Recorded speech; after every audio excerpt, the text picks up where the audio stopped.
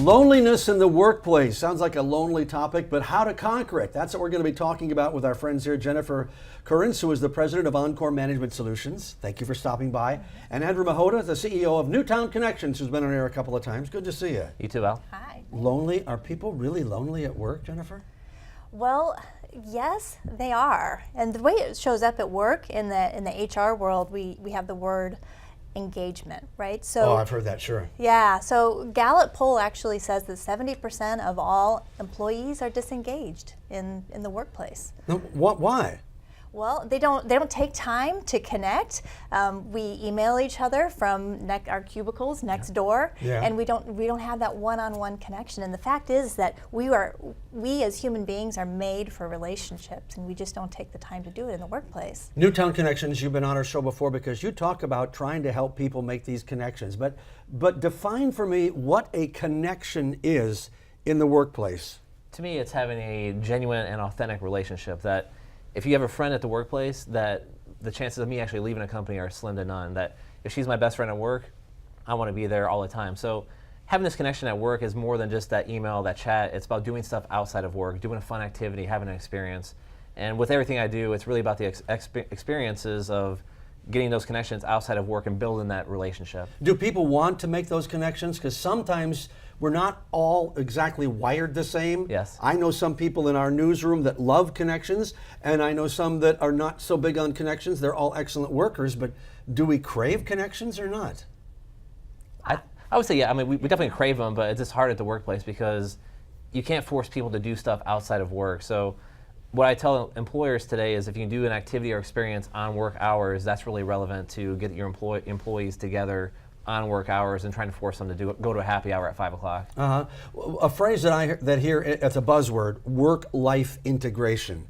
I ask for definitions a lot because I'm curious about. Well, I kind of know what it means in my mind, but as you working in the HR business and you working with trying to connect, how important is that, and do people make that a priority? Because sometimes, especially if in the younger generation, it's about climbing that ladder and trying to progress. Well, and also in the younger generation, with all of us, we have that purpose. We have that. We want to be connected with each other at a workplace because of the common purpose or commonality that we have. So we used to have work-life balance, which is a sense of, okay, I go to work, and then I have to balance that with my life outside of work. But because of these little gadgets that we have nowadays that are attached at our hip all of the time, we have integrated, and we're never, even when we go on vacation, we're still connected to the people at work, whether it's a text or email or FaceTiming.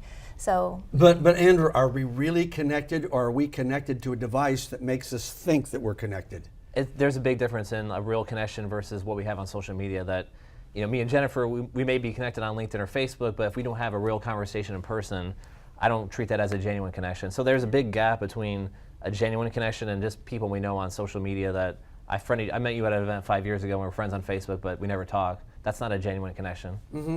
With corporations and companies, if you can show there is a bottom line improvement, in other words, financially, then people are more likely to listen to you when it comes to telling them about, you got to figure out about making connections, right? Yeah, and a lot of times I have this conversation with my clients, and they're like, well, we're just so busy. We have things to do. We don't have time. This sounds great, but we don't have time to do it. Mm-hmm. And the fact is that disengagement in the workplace is costing companies $500 billion with a B, $500 billion a year, according to Gallup. Gallup research shows that. And so that's why I really love what Andrew's presenting for the workplace. Now, you've been doing Newtown Connections. Are we at 2 years now? 3 years. Oh, it's been that long. Yeah, I know we're getting old here. I'm getting old. You're not. You're still very, very young.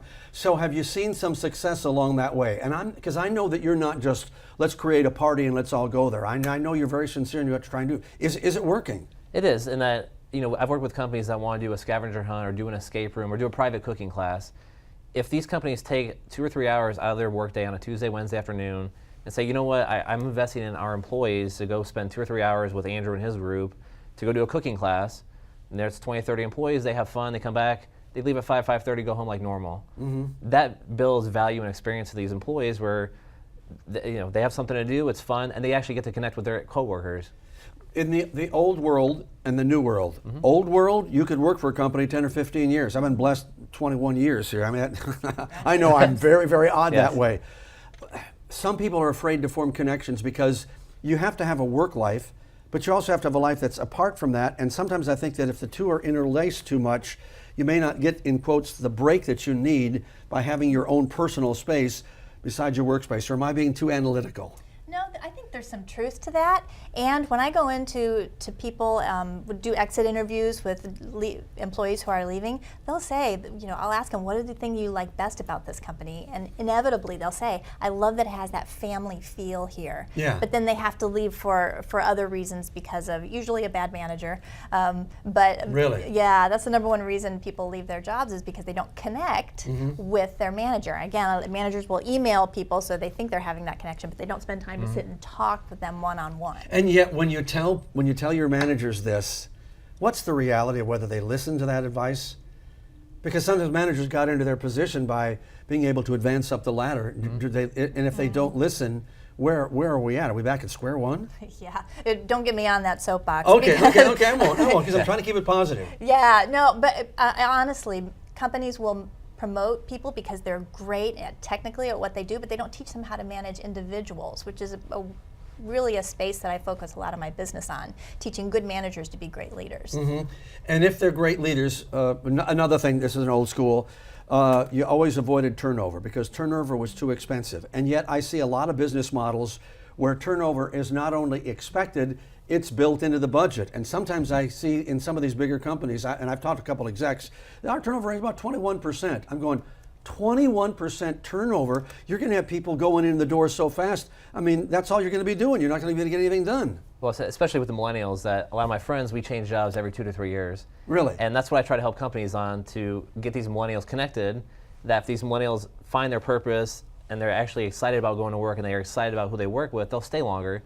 Because the turnover, if you lose someone every 2 or 3 years, like, that's a huge cost that they have to overcome every single year. One of the things that managers and leaders don't realize is that it takes 6 months for a new employee to get up to speed. 6 months at least to a year, or sometimes 2 years, I've even heard. So when they lose that employee, there's a lot going into that. Yeah, so let's kind of wrap this conversation up. So if people are concerned about this and making connections, let's talk about your Newtown Connections. Do you have regular events that occur, and if you're not within this circle, can they attend? Yeah, so Newtown Connections, we have our own individual events like every single week across Tampa Bay.